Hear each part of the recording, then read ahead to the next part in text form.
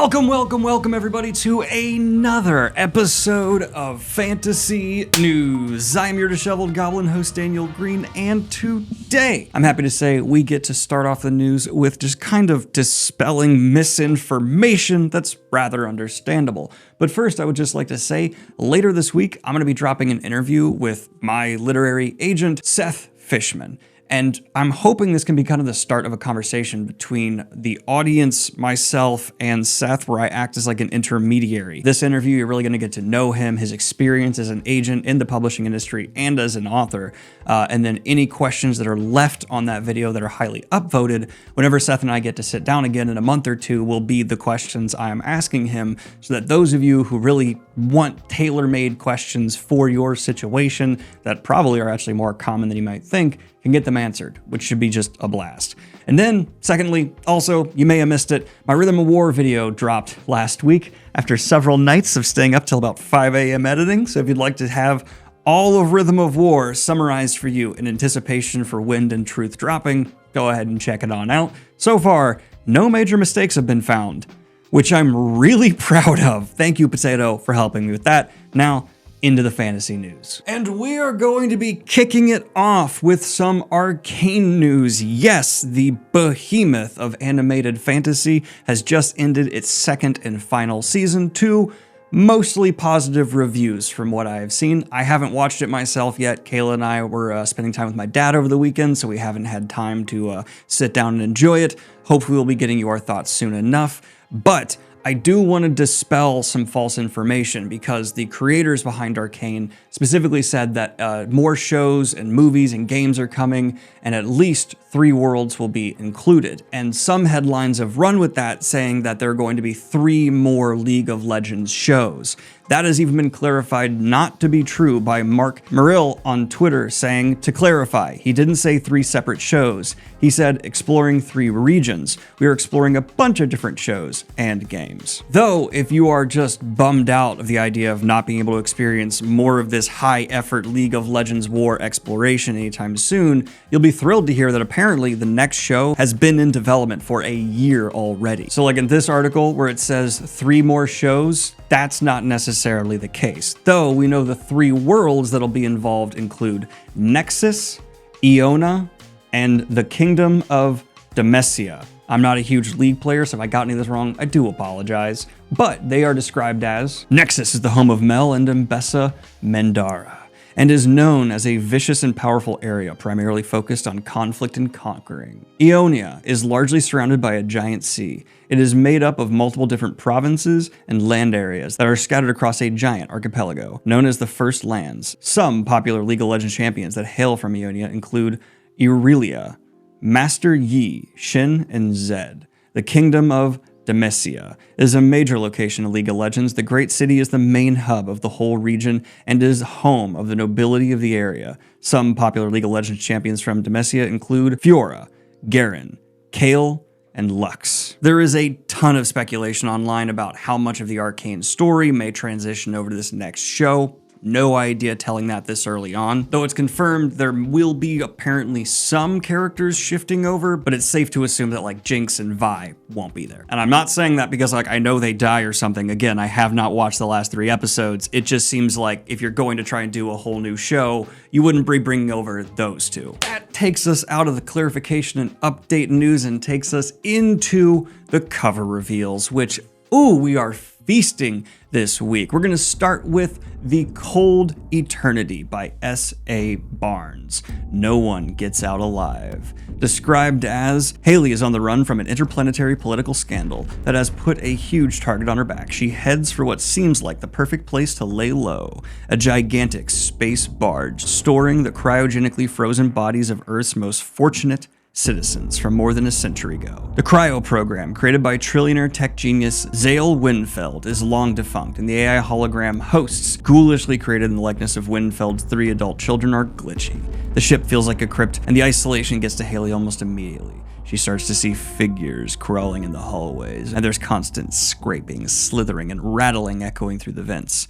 It's not long before Haley realizes she may have gotten herself trapped in an even more dangerous situation than the one she was running from. It's like Shining meets Alien in space, definitely some Event Horizon vibes. And when it comes to the actual cover art by cover artist Emmanuel Schiu, major Dresden vibes just because purely of the font choices and the color palette for sure. I'm a little bit wanting some more vibrancy here, though I'm kind of wrong because this is clearly trying to go for like the cold, bleak expanse of space, and it's absolutely achieving that. And like that hand is just mad Nosferatu vibes. It's weird that Nosferatu owns that hand position, but with this kind of being the cryogenic thing in a position that's like a coffin, it lines up for it being super Nosferatu. But then in the biggest franchise of the day, we're going to be talking about news. We have had an update for the upcoming Witcher book by Andrzej Sapkowski.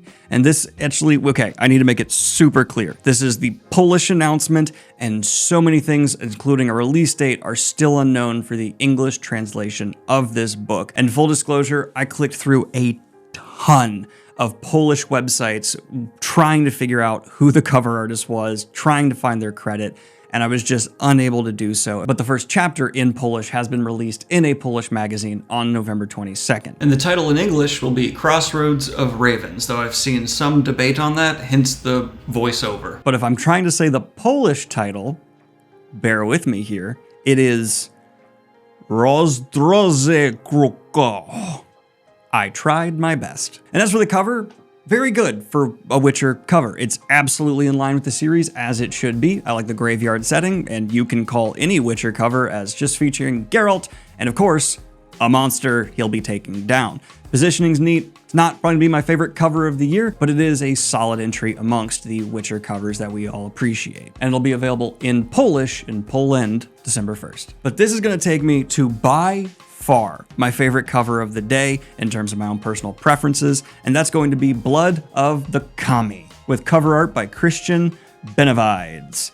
And oh my god, this just hit on every level. Clearly inspired by Japanese folklore, Blood of the Kami is described as, for centuries, the Iseki have fought the corrupted souls who seek to plunge Japan into darkness, but the fragile balance is now shifting toward the forces of evil. Rin Frudo, a young soul hunter blessed with the blood of the Kami, receives a mission from Amaterasu Omikami. This simple errand is a spirit-given chance to pay off his debt to the Yasiki. But as he and his new companion, a shrine maiden possessed by a violent land kami, take to the road, Ren remembers that spirits never give for nothing. The mission turns more dangerous and crucial with every step. The future of Japan now rests on their shoulders, and an army of yokai stand on their path. And we just gotta talk about this cover. The amount of energy, the movement, the creatures inspired by Japanese folklore. This lion-looking beast with, I assume, our protagonist on its back is so personality-filled, and the beholder-looking creature, I'm not exactly sure what that would be in Japanese folklore, I'm an idiot, is just drawing me in all the more because, as with many fantasy books I've read in the past, they're a great way to become curious to learn more about a culture's folklore and things along those lines. So this is easily added into my TBR, and it makes me want to look more into the author, who I have not read before. Baptiste Pinson Wu.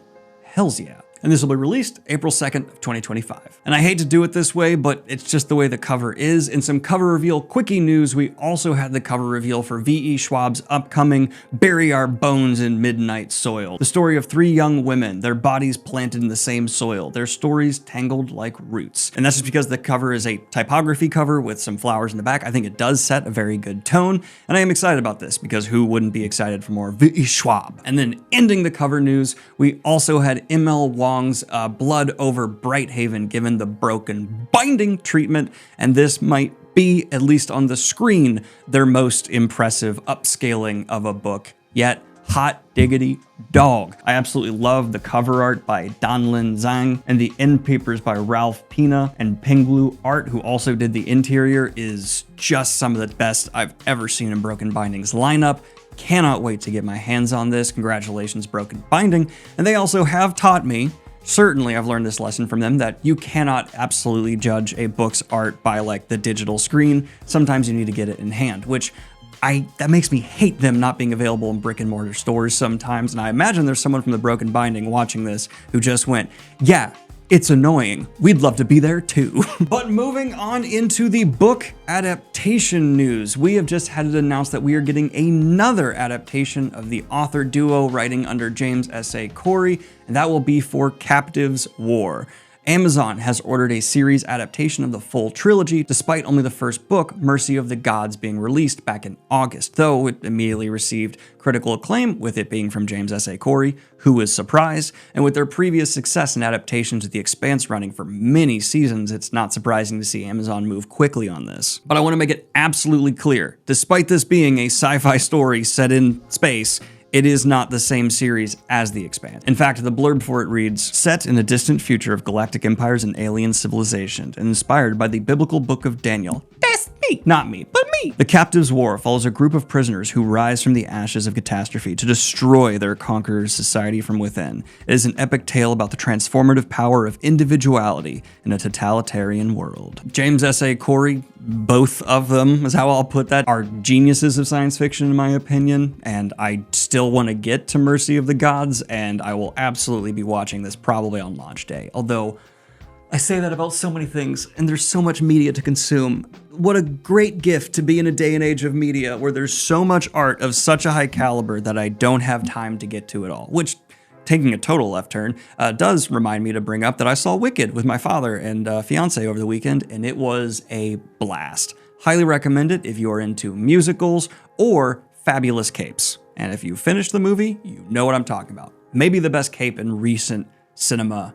Maybe the best cape in cinema history. That'll be a contentious debate in the comment sections. But this takes me to thanking today's sponsor, Squarespace, which is the all-in-one website that is here to encourage entrepreneurs to stand out and succeed online. Whether you are just beginning or managing a growing brand, Squarespace is here to help you craft an entire ecosystem so that your business can be as efficient, clean as a whistle. Through building a website, engaging with your audience, all in one place on your terms, because they make it remarkably easy with features like their Fluid engine.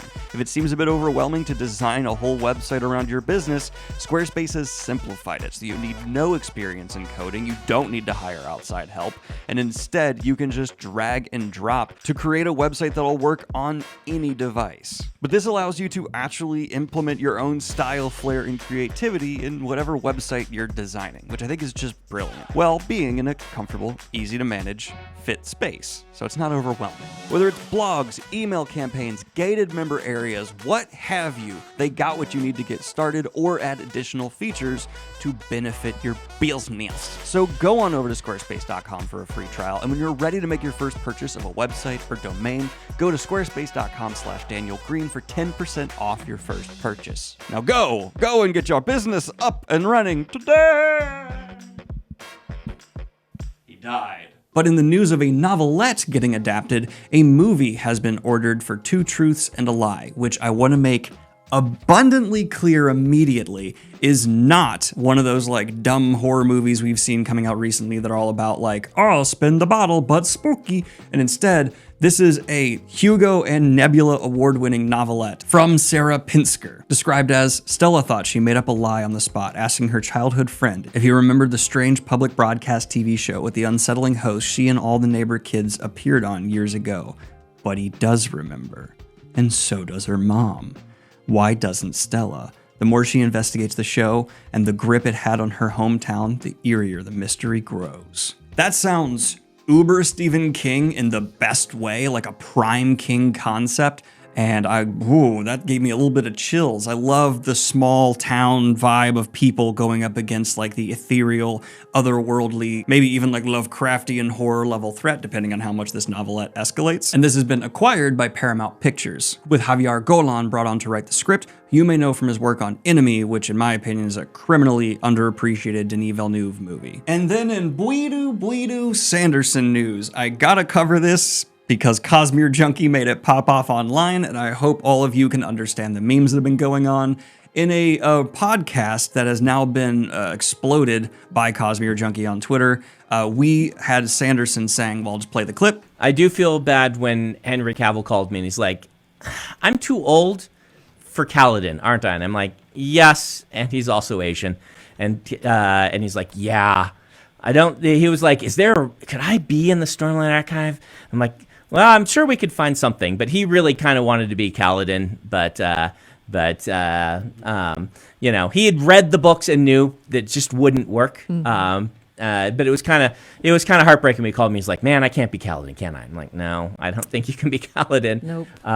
But it's okay, because then he went and got the Warhammer 40K thing and is doing that.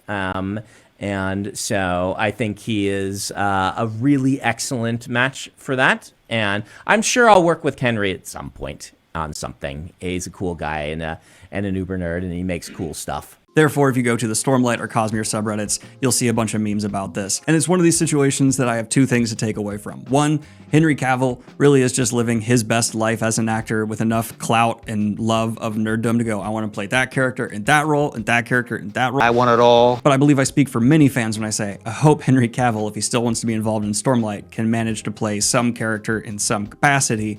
And he could, I'd really like him to be more of a villain role in a Stormlight Archive adaptation for some reason, though. I know he was a villain in the Mission Impossible movies, and I really liked him for that. So give him a mustache, make him a bad guy, in my opinion. And then in news that I'm not surprised about this time, because I know someone pointed out to me the last 3 times there's been Dragon Prince news, I have been shocked that it still exists. I'm not shocked.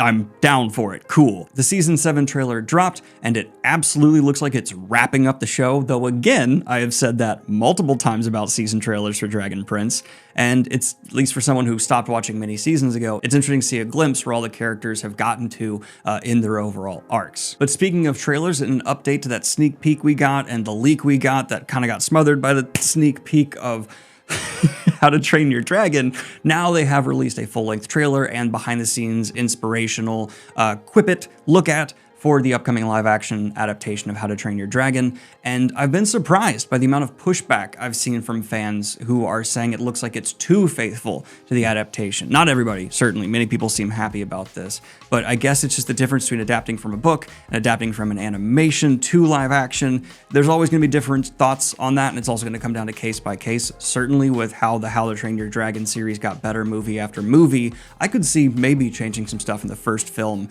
to live up to the quality of its sequels, but I also definitely don't want to see too much change. Though all of this, as I've said many times before, trailers are lies, and this could just be structured to make us think it is like a hyper-loyal adaptation. Only time will tell. But I'd love to hear from you all what your, like it's going to happen, so don't just say none, what your ideal adaptation for How to Train Your Dragon would be in the comments down below into the live action. Do you want to see it hyper-realistic, or maybe weave in some more stuff from the sequels to like better set them up and foreshadow? Let me know. I'd love to see, because it is, if you haven't seen my video on it, one of my favorite animated kids movie series of all time. It's ridiculously good. And I know I'm gonna get crap for this, but I don't care. Inglorious climax to a week of building of fantasy news.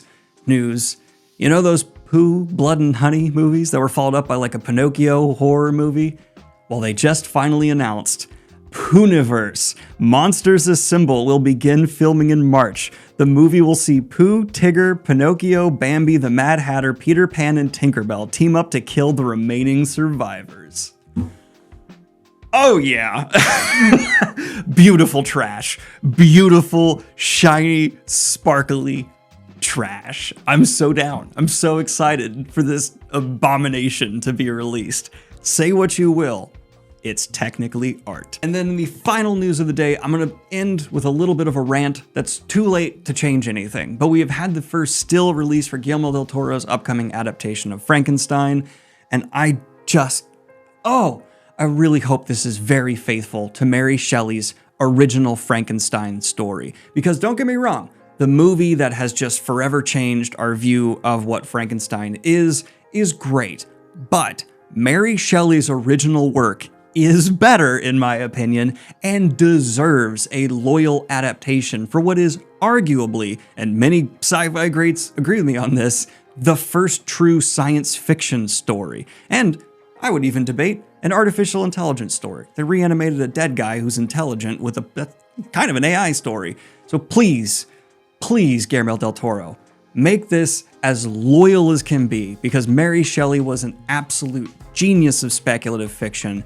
and I really want to see it. I know there have been like lower budget, like very faithful adaptations that I don't mean to dismiss outright, but one from Guillermo del Toro, right? Like this name and weight behind it, I feel like could shift that vision of Frankenstein and the zeitgeist being more true to what Mary Shelley made. And I think that's important. And final note, as you probably noticed in the tweet, it says releasing on Netflix. Man, a Guillermo del Toro movie I really want to see in theaters. That guy's visuals, I want, but also I like the availability for everyone who just has a Netflix to be able to afford it and see it. That's great too. And today's Indie Pub promo is The Acrid Sky by Brady J. Sadler, Book 1 in the Malice of Light series. Pitched as, The Acrid Sky is a dark and thrilling tale that will transport readers to a classic fantasy world with adventure, intrigue, and tragedy, perfect for fans of R.A. Salvatore, George R.R. Martin, Stephen Erickson, Michael J. Sullivan, and Brandon Sanderson. Annika Lawson was just a 16-year-old tanner living a simple life in Blakehurst until she receives a mysterious stone on her birthday. When her adoptive father is taken captive by an incarnate seeking that stone, Annika and her brother Gage set out on a perilous adventure to save not only their family, but the entire realm. Meanwhile, in the northern city of Rothan, a cursed storm threatens all of Vale. Errant priest Avram Kaust is determined to uncover the truth behind the storm, and soon finds himself and his dwarf bodyguard, Dana Brasson, drawn into Annika's plight. Despite their differences, Annika and her new companions must find common ground against an apocalyptic foe above, the raging fury of the imprisoned storm god breaking his bonds. With plenty of 5-star reviews like, love the characters, fast action, good stuff, great start to the series, and couldn't put it down, be sure to check it out in the links down below. But this has just been your latest episode of Fantasy News. Thank you so much for y'all for supporting what I do here. Keep your ears open to that interview with Seth and I dropping, and like and subscribe if you have not already. Have a good one, y'all. Love you. Bye.